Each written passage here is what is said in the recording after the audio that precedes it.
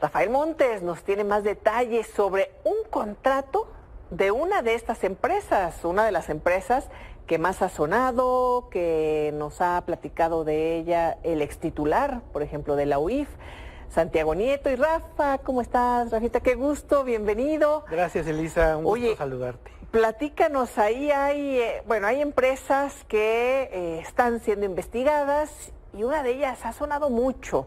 Tú tienes información sobre esta empresa. Sí, esta empresa que se llama Nunbaf, que forma parte de esta lista que dio a conocer ayer el nuevo titular de la UIF, Pablo Gómez, y que pues tiene un gran número de contratos con montos muy altos, y encontramos, echándonos un clavado en la Auditoría Superior de la Federación, el contrato con el monto más alto que reporta Pablo Gómez, que es de 171 millones de dólares.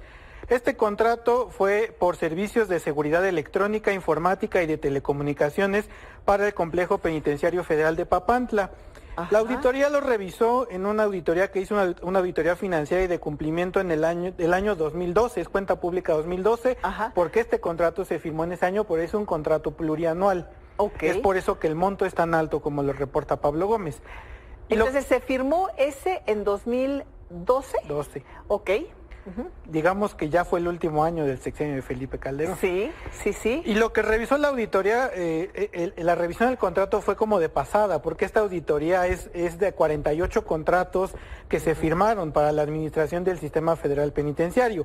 Este contrato forma parte de estos 48 contratos, pero casualmente estos 48 contratos no están en la lista que menciona Pablo Gómez. Ahí también tendríamos que ver si valdría la pena revisar estos otros 47 contratos como parte de la red de corrupción de García Luna. Es interesante también porque las labores de investigación que han hecho las autoridades en algunas ocasiones lo hemos contrastado con las investigaciones periodísticas, con sustento, los documentos que se han presentado, y de pronto las investigaciones de autoridades se quedan cortas, se quedan un poco cortas o un muchito cortas en algunos casos. Así es. A ver, vamos a ver y en el caso de este contrato, el único que encontramos que la auditoría revisó en aquel tiempo, pues señaló que hubo varias irregularidades al momento de la firma.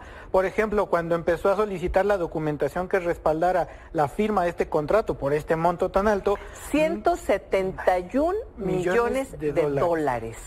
Que decíamos, es un contrato plurianual, quiere decir de muchos años, pero no se encontró la justificación de por qué firmarlo de manera plurianual, es decir, por qué por tantos años no había una justificación ni lógica ni jurídica en la documentación de respaldo que dijera por qué adjudicas, además es adjudicación directa, un contrato tan grande por tantos años, ¿no? Y esta empresa con sede en Florida, ¿es una de las de Florida? Es una empresa estadounidense, sí, con sede en Florida. Sí. Y justamente ahí está el otro detalle, que tampoco se encontraba la autorización que la Secretaría de Economía tendría que haberle otorgado para poder ejercer actos de comercio en México.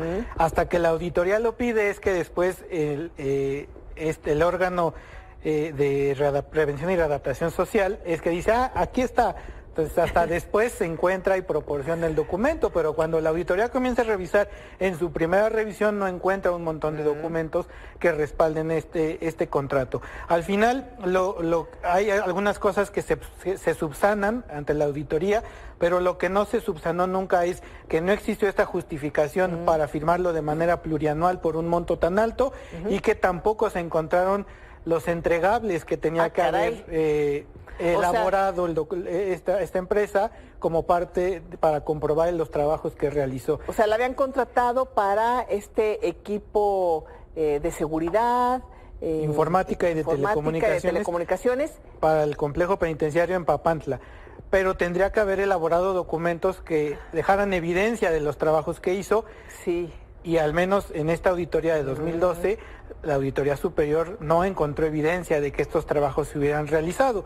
Se quedó como en suspenso, revisando auditorías de otros años, como que ya no se le dio seguimiento a esto. Entonces no sabemos si se entregaron estos documentos que evidencien que los trabajos para los que fue contratada la empresa, pues efectivamente se realizaron y por este monto tan alto. Y es una de las empresas en donde se ha visto muchas irregularidades, en donde están estos socios de Genaro García Luna que aparecen también de manera recurrente, que están siendo investigados, que están siendo señalados y presentados, por cierto, en la denuncia ante la Fiscalía General de la República que hizo la Unidad de Inteligencia Financiera. Pero como nos decía ayer Pablo Gómez, hay un rezago muy grande en la Fiscalía General de la República. Sí, claro, y Nunvav es de la que más contratos obtuvo de los que exhibió ayer Pablo Gómez, y esta empresa fue la vía de salida de este dinero público para que lavaran el dinero en Estados Unidos y pues pudiera conservar este dinero este señor. Ahora, son de los temas que pues ya no se consideran, por ejemplo, en el juicio que se está llevando a cabo ahí en Estados Unidos para poder comprobar, por ejemplo, en dónde quedó gran parte del dinero que indican los testigos que se habría llevado Genaro García Luna por parte del crimen organizado. Pero como es después de 2012, ya nada, el juicio abarca nada más 2001 a 2011 y solamente por ciertos delitos como conspirar para el tráfico de cocaína a Estados Unidos. Así, muy puntual sobre este delito muy concreto. Claro, sí, esta es como otra vía para investigarlo, ¿no? Los casos de corrupción en México, sí, que parece que hay toda una larga lista de temas pendientes aquí en nuestro país. Sí.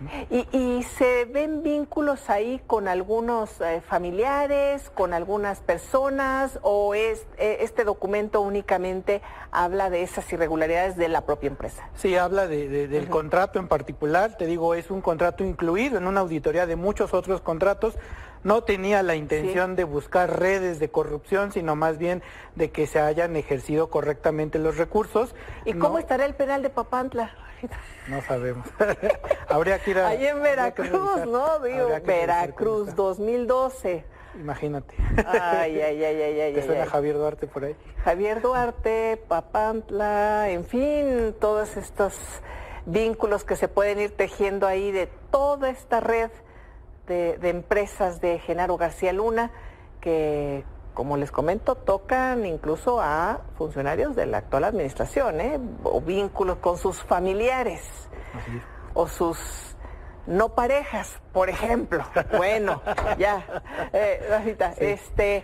Algo más sobre esto que tengamos que dar seguimiento, que estemos ahí pendientes. Pues habría que desenterrar, las autoridades tendrían que desenterrar estos contratos, por ejemplo, estos 48 contratos de esta auditoría, porque entonces sí no están contemplados. En la lista que proporcionó Pablo Gómez ayer, no, porque incluso hay unos huecos en la lista que proporcionó Pablo Gómez, sí, donde no viene el número de contratos, y esto solo es del tema de las cárceles federales, porque no encontré yo de los contratos firmados con CISEN o con la Policía Federal que la auditoría los haya revisado. Tampoco los encontré en Compranet, tampoco en la plataforma de transparencia, en el entendido de que son documentos pues que podrían reservarse por temas de seguridad nacional, sí, ¿no? Pero me llama la atención que forma parte de un grupo de 48 contratos. En algunos sí hubo algunas irregularidades, presuntos daños patrimoniales que la auditoría sí dio seguimiento, pero se quedó, digamos, en suspenso y habría que ver qué pasó con este documento. Tanto la UIF como la auditoría podrían volver a revisar y reabrir este expediente, ¿no? Por supuesto, bueno, ahí está ese detalle, ese pendiente, esa información para que las autoridades la consideren. Y bueno, le gustaba mucho a Genaro García Luna toda estos aparatos de vigilancia, por supuesto de seguridad por sus propias empresas, bueno, primero en el sector público y después en el sector privado, ¿no? Que eso se dedicó, eso hizo sus contactos y demás. Fíjate, me llama la atención algunas de las cosas que contrataban, por lo menos así lo dijo en la audiencia, en la primera audiencia, el primer testigo que estuve ahí en la audiencia en Brooklyn, Rafa, de cómo compraban equipo de espionaje a empresas israelíes y se utilizaban a favor de el cártel, ¿no? E incluso el Grande indica cómo tenían aparatos que, por ejemplo, Arturo Beltrán Leiva podía captar si alguien tenía micrófonos, si lo querían grabar, porque vibraba, ¿no? Bueno, estas historias que después se irán contando poco a poco, pero bueno, es que me llama la atención porque se dedicaban mucho a esto, ¿no? Sí, claro. A la compra de equipo. Pues la mayoría de estos contratos tienen que ver con eso, con equipo con tecnologías para la vigilancia, tanto cámaras como en las computadoras, y pues también ahí estaba Pegasus, ¿no? También estaba Pegasus, que se utilizó no para por lo menos de lo que sabemos hasta el momento, para espiar a los criminales que azotan al país, sino a periodistas y activistas. A periodistas, activistas y defensores de derechos humanos. Rafa, gracias. Muchas gracias a ti. Buenas noches. Hasta luego.